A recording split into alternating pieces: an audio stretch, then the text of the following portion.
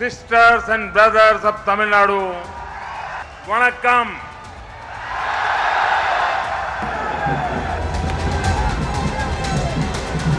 This land is special. The people, culture and language of this state are outstanding. Sentimilinadu ennam pothinile. Imba tenamantu paitu kadinile.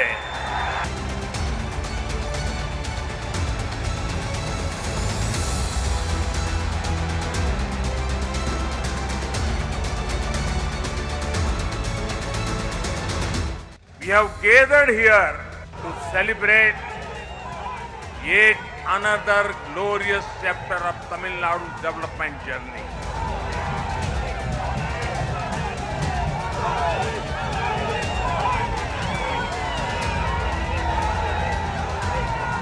Projects worth over 31,000 crore rupees are either inaugurated or the foundation stones are being laid.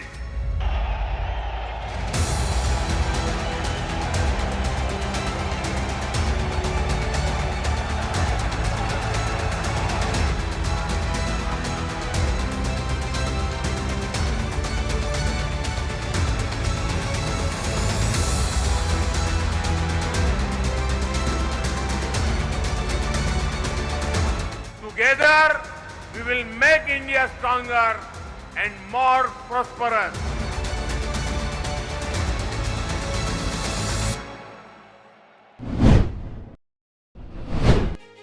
They will play a big role in India's next technology revolution, whether in day-to-day agricultural activities, personal air travel, land ownership in villages, or the security and surveillance of development projects. Taking another step towards Atmanirbhar Bharat and the Prime Minister's vision of promoting ease of doing business, the Government of India has liberalized the drone rules to enable Indian entrepreneurs to create cutting-edge technology for the world. Drone technology कम से कम समय में मुश्किल से मुश्किल काम सटीक तरीके से कर सकते हैं। ड्रोन वहां भी आसानी से आ जा सकता है जहां इंसान नहीं जा सकता। Recognizing the importance of drones, the Government of India released a dedicated drone policy to unlock a host of opportunities and transform India into a global drone hub. The mission Drone Shakti was introduced to promote drones as a service. The regulatory forms have been reduced from 25 forms to 5.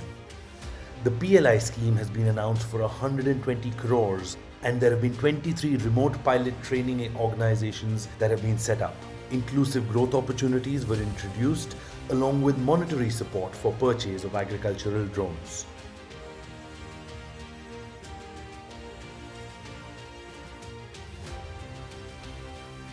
The eased regulations and economic incentives coupled with the highly innovative talent pool has created an ecosystem for drone startups in India to create impact across industries.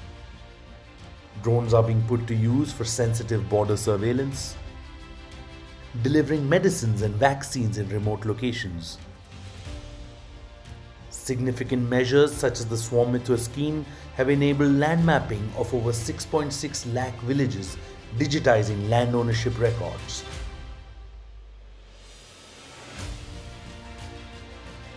And for saving lives during disasters. They provide a bird's eye view during the biggest sporting events. They are being used to assist our farmers with precision agriculture and with combating pests. And are also being used for large-scale entertainment shows in the sky.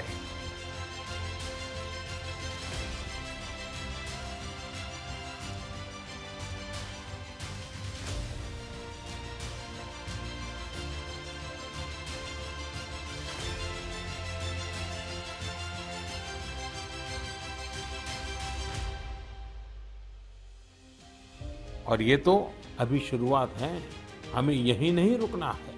हमें drone technology में अग्रणी देश बनना है। मैं देश के युवाओं से भी कहूंगा कि आप ड्रोन पॉलिसी के बाद बने अवसरों का लाभ उठाने के बारे में जरूर सोचें, आगे आएं।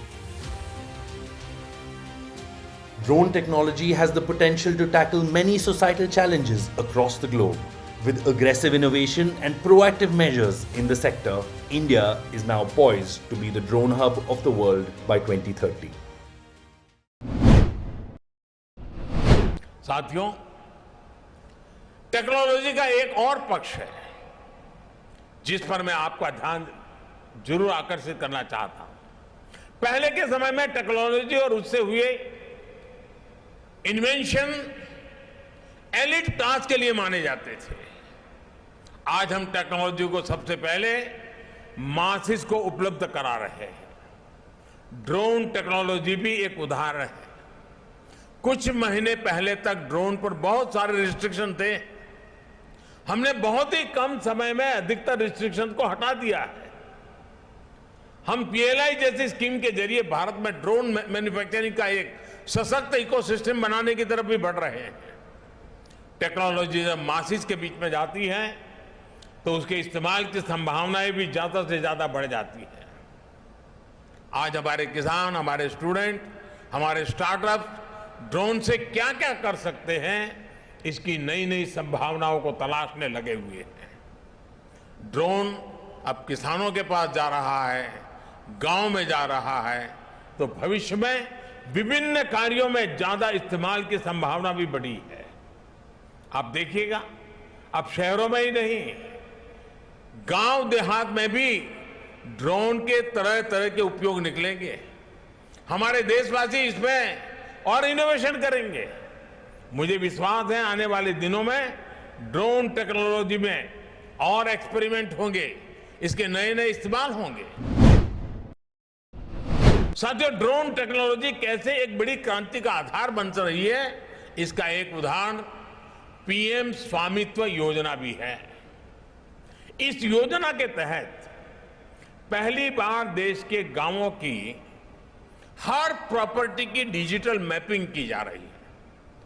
डिजिटल प्रॉपर्टी कार्ड लोगों को दिए जा रहे हैं। इसमें ह्यूमन इंटरवेंशन कम हुआ है और भेदभाव की गुंजाइश खत्म हुई है। इसमें बड़ी भूमिका ड्रोन की रही है। थोड़ी देर पहले मुझे भी स्वामित्व ड्रोन उड़ाने का, उसकी टेक्नोलॉजी समझने का अवसर मिला है। थोड़ी देर उसके कारण भी शायद लग गई। मुझे खुशी है कि ड्रोन की मदद से अभी तक देश में लगभग 65 लाख प्रॉपर्टी कार्ड जनरेट हो चुके हैं और जिसको ये कार्ड मिल गया है उसको संतोष है कि हाँ, मेरे पास मेरा जितनी जमीन है मेरे पास सही डिटेल मिल गई। पूरे संतोष के साथ उन्होंने इस बात को कहा है। वरना हमारे यहां अगर छोटी सी जगह की नपाई भी होती है तो उसमें सहमति बनाने के लिए सालों साल लग जाते हैं। साथियों, जब टेक्नोलॉजी की बात आती है तो हमने देखा है हमारे यहां कुछ लोग टेक्नोलॉजी का डर दिखाकर उसे नकारने का प्रयास भी करते हैं। ये टेक्नोलॉजी आएगी तो ऐसा हो जाएगा, वैसा हो जाएगा। अब ये बात सही है कि एक जमाने में पूरे शहर में एक टावर हुआ करता था, उसकी घड़ी के घंट बजते थे और गांव का समय तय होता था। तब किसने सोचा था कि हर एक की कलाई पे घड़ी लगेगी। तो जब परिवर्तन आया होगा तो उनको भी अजूबा लगा होगा। और आज भी कुछ लोग होंगे जिनको मन करता होगा हम भी गांव में एक टावर बना दें और वहां भी एक बड़ी घड़ी लगा दें। किसी जमाने में उपयोगी होगा। यानी जो बदलाव होता है उस बदलाव के साथ हमें अपने को बदलना, व्यवस्थाओं को बदलना, तभी प्रगति संभव होती है। हमने हाल ही में कोरोना वैक्सीन के दौरान भी बहुत अनुभव किया है। पहले की सरकारों के समय टेक्नोलॉजी को प्रॉब्लम का हिस्सा समझा गया, उसको एंटी पुअर साबित करने की कोशिशें भी हुई। इस कारण 2014 से पहले गवर्नेंस में टेक्नोलॉजी के उपयोग को लेकर एक प्रकार से उदासीनता का ही वातावरण रहा। किसी ने इक्के दुक्के व्यक्ति ने अपनी रुचि के अनुसार कर लिया तो कर लिया, व्यवस्था का स्वभाव नहीं बना। इसका सबसे अधिक नुकसान देश के गरीब को हुआ है, देश के वंचित को हुआ है, देश के मिडिल क्लास को हुआ है, और जो एस्पिरेशंस के जज्बे से भरे हुए लोग थे उनको निराशा की गर्त में जिंदगी गुजारने के लिए मजबूर होना पड़ा है। साथियों, हम इस बात का इनकार नहीं करते कि नई टेक्नोलॉजी डिस्ट्रप्शन लाती है, वो नए माध्यम खोजती है, वो नए अध्याय लिखती है, वो नए रास्ते, नई व्यवस्था भी बनाती है। हम सभी ने वो दौर देखा है कि जीवन से जुड़े कितने ही आसान विषयों को कितना मुश्किल बना दिया गया था। मुझे नहीं पता कि आप में से कितने लोगों ने बचपन में राशन की दुकान पर अनाज के लिए, केरोसिन के लिए, चीनी के लिए लाइन लगाई होगी, लेकिन एक समय ऐसा था कि घंटों इसी काम में लाइन में लगे हुए गुजर जाते थे। और मुझे तो अपना बचपन याद है कि हमेशा एक डर रहता था कि कहीं ऐसा तो नहीं कि मेरा नंबर आने तक अनाज खत्म हो जाएगा, दुकान बंद होने का समय तो नहीं हो जाएगा। ये डर 7-8 साल पहले हर गरीब के जीवन में रहा ही रहा होगा, लेकिन मुझे संतोष है कि आज टेक्नोलॉजी की मदद से हमने इस डर को समाप्त कर दिया है। अब लोगों में एक भरोसा है कि जो उनके हक का है वो उन्हें मिलेगा ही मिलेगा। टेक्नोलॉजी ने लास्ट माइल डिलीवरी को सुनिश्चित करने में, सैचुरेशन के विजन को आगे बढ़ाने में बहुत बड़ी मदद की है। और मैं जानता हूं कि हम इसी गति से आगे बढ़कर अंत्योदय के लक्ष्य को प्राप्त कर सकते हैं। बीते 7-8 वर्षों का अनुभव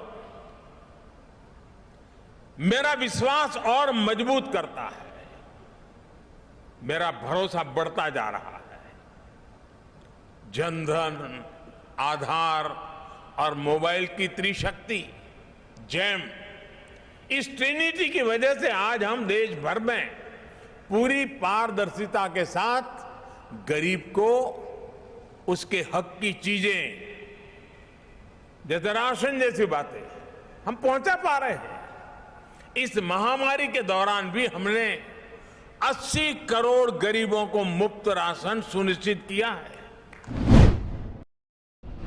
साथियों, ड्रोन टेक्नोलॉजी को लेकर भारत में जो उत्साह देखने को मिल रहा है वो अद्भुत है। ये जो ऊर्जा नजर आ रही है वो भारत में ड्रोन सर्विस और ड्रोन आधारित इंडस्ट्री की लंबी छलांग का प्रतिबिंब है। ये भारत में एम्प्लॉयमेंट जनरेशन के एक उभरते हुए बड़े सेक्टर की संभावनाएं दिखाती है। आज भारत स्टार्टअप पावर के दम पर दुनिया में ड्रोन टेक्नोलॉजी का सबसे बड़ा एक्सपर्ट बनने की ओर तेज गति से आगे बढ़ रहा है। साथियों, ये उत्सव सिर्फ एक टेक्नोलॉजी का नहीं बल्कि नए भारत की, नए गवर्नेंस का, नए प्रयोगों के प्रति अभूतपूर्व पॉजिटिविटी का भी उत्सव है। संयोग से 8 वर्ष पहले यही वो समय था जब भारत में हमने सुशासन के नए मंत्रों को लागू करने की शुरुआत की थी। मिनिमम गवर्नमेंट, मैक्सिमम गवर्नेंस के रास्ते पर चलते हुए ease of living, ease of doing business को हमने प्राथमिकता बनाया। हमने सबका साथ, सबका विकास के मंत्र पर चलते हुए देश के हर नागरिक, हर क्षेत्र को सरकार से कनेक्ट करने का रास्ता चुना। देश में सुविधाओं का, पहुंच का, डिलीवरी का एक जो डिवाइड हमें अनुभव होता था, उसके लिए हमने आधुनिक टेक्नोलॉजी पर भरोसा किया, उसे एक महत्वपूर्ण ब्रिज के रूप में व्यवस्था का हिस्सा बनाया। जिस टेक्नोलॉजी तक देश के एक बहुत छोटे से वर्ग की पहुंच थी, हमारे यहां मान लिया गया टेक्नोलॉजी एक बड़े रईस लोगों का कारोबार है, सामान्य मानवी की जिंदगी में उसका कोई स्थान नहीं है। उस पूरी मानसिकता को बदल करके हमने टेक्नोलॉजी को सर्वजन के लिए सुलभ करने की दिशा में अनेक कदम उठाए हैं और आगे भी उठाने वाले हैं। साथियों, आज हम देख रहे हैं कि हमारे किसान ड्रोन टेक्नोलॉजी की तरफ तेजी से आकर्षित हो रहे हैं। उनमें एक उत्साह दिख रहा है, वो इसे अपनाने के लिए तैयार है। ये ऐसे ही नहीं हुआ है, ये इसलिए है क्योंकि पिछले 7-8 साल में जिस तरह कृषि क्षेत्र में टेक्नोलॉजी का इस्तेमाल बढ़ाया गया है, उस वजह से टेक्नोलॉजी किसानों के लिए हवा नहीं रह गई है। और एक बार किसान उसको देखता है, थोड़ा अपने हिसाब से उसका लेखा जोखा कर लेता है, और अगर उसका विश्वास बैठ गया तो स्वीकार करने में देर नहीं करता है। अभी मैं बाहर जब किसानों से बात कर रहा था तो मध्य प्रदेश के एक इंजीनियर मुझे बता रहे थे कि मुझे तो लोग अब ड्रोन वाला कर करके बुलाते, बोले मैं इंजीनियर हुआ लेकिन अब तो मेरी पहचान ड्रोन वाले की हो गई है। उन्होंने मुझे कहा कि साहब देखिए, मैंने उनको कहा कि आप क्या भविष्य क्या देखते हैं, तो उन्होंने मुझे कहा साहब देखिए, जो पल्सीज मामला है ना हमारे यहाँ, उसकी खेती बढ़ेगी और उसमें कारण एक ड्रोन होगा। मैंने कहा कैसे?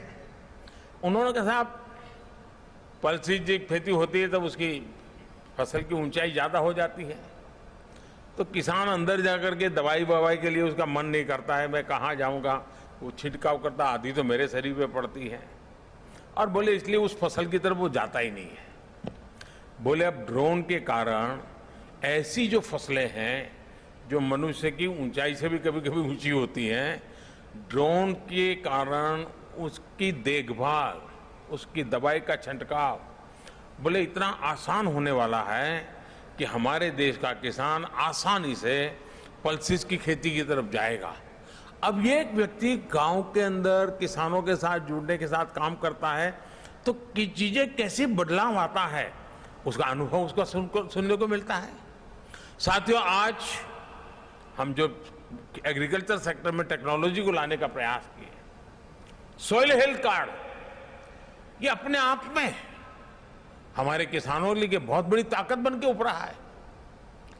और मैं तो चाहूंगा जैसे ये ड्रोन की सेवाएं हैं, गांव-गांव सॉइल टेस्टिंग की लैब बन सकती है, नए रोजगार के क्षेत्र खुल सकते हैं और किसान अपना हर बार सॉइल टेस्टिंग करा करके तय कर सकता है कि मेरी मिट्टी में ये आवश्यकता है, ये जरूरत है। माइक्रो इरिगेशन, स्प्रिंकलर, ये सारी बातें आधुनिक सिंचाई व्यवस्था का हिस्सा बन रही है। अब देखिए फसल बीमा योजना, अब फसल बीमा योजना के अंदर सबसे बड़ा काम हमारी जीपीएस जैसी तकनीक का उपयोग हो, इनाम जैसी डिजिटल मंडी की व्यवस्था हो, नीम कोटेड यूरिया हो, या फिर टेक्नोलॉजी के माध्यम से सीधे किसानों के खाते में पैसा जमा करने की बात हो। बीते 8 साल में जो ये प्रयास हुए हैं, उसने किसानों का टेक्नोलॉजी के प्रति भरोसा बहुत ज्यादा बढ़ा दिया है। आज देश का किसान टेक्नोलॉजी के साथ कहीं ज्यादा कंफर्टेबल है, उसे ज्यादा आसानी से अपना रहा है।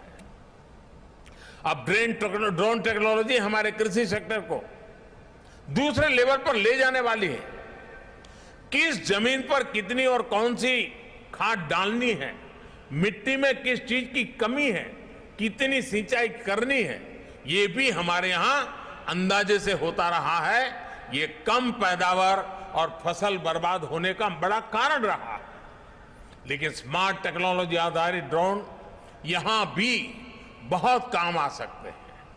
यही नहीं, ड्रोन ये भी पहचानने में सफल होते हैं कि कौन सा पौधा, कौन सा हिस्सा बीमारी से प्रभावित है, और इसलिए वो अंधाधुंध स्प्रे नहीं करता, बल्कि स्मार्ट स्प्रे करता है।